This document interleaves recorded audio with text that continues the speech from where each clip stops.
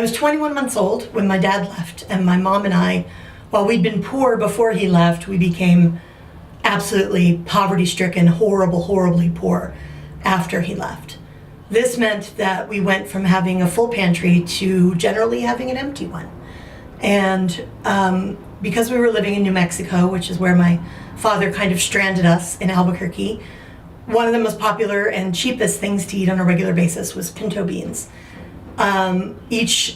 Every 2 weeks, my mother would buy a 5-pound bag of pinto beans, and we would have to buy the least expensive brand, and that meant that it was full of rocks and pebbles from the harvesting process.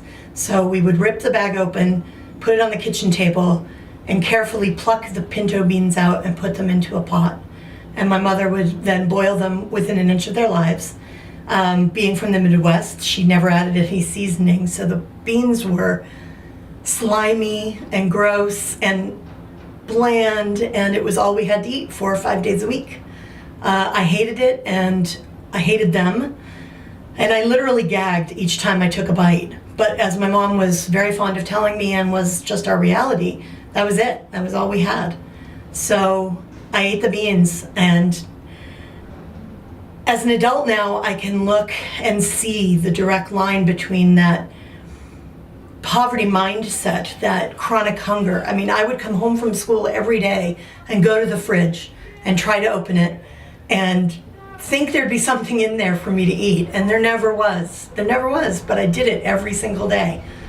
My happiest place is having a fridge full of food, and I never feel safer than when I first come home from a big grocery shopping trip and have, bags and bags of groceries to put away, and a full pantry and a full fridge.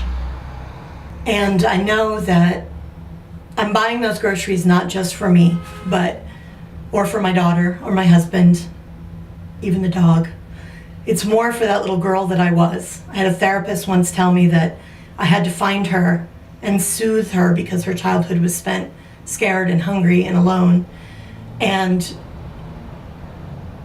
it's an awful way to grow up, frankly.